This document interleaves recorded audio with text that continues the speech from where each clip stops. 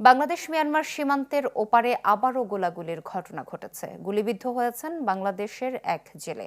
সকালে হোয়াইকং উত্তরপাড়ার ওপারে এই ঘটনা ঘটে। স্থানীয়দের দাবি, নাফ নদীতে জেগে ওঠা দুটি চরের নিয়ন্ত্রণ নিয়ে আরসা ও রোহিঙ্গা নবী বাহিনীর মধ্যে এই গোলাগুলি হয়। পাশাপাশি সীমান্তে এলাকার দখল নিয়ে আরাকান আর্মির সাথে সংঘর্ষ হয় আরএসওর। এর আগে গতকাল বিকেলে নাফ নদীতে মাছ ধরার সময় ওপার থেকে গুলি এসে আহত হন জেলে আলমগীর। গুলি লাগে তার হাতে। আরে মাছ দিকে বর্মা বাগি মুখে গুল মেজে দিরে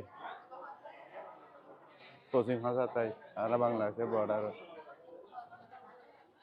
বার তো আমার গরর মাছ যাই উদ্ধার করে এনে গড়েছে তো বাগি বর্মা গড়ে গেলে আর আত এক হাজার গুড়ি মারে ডাইকে আর ন হাজার গুলি মেজে হ্যাঁ ইতারা ন লইলা এমনি পড়লা dar dakke no adara no le la miere dake ayere dakra dai ayer gara guli meje eh dikke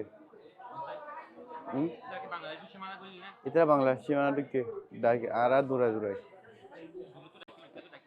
গুলি মারি মারি এর আর দুইজন আছে দুইজন গার কাঁপতে তো নতুন এবং ফিরে আসা গ্রাহকদের জন্য নগদে চলছে ক্যাশব্যাক সহ প্রতিদিন হাজারো উপহার জেতার সুযোগ। হবে আশা আর ফেরা, সারপ্রাইজ সেরা।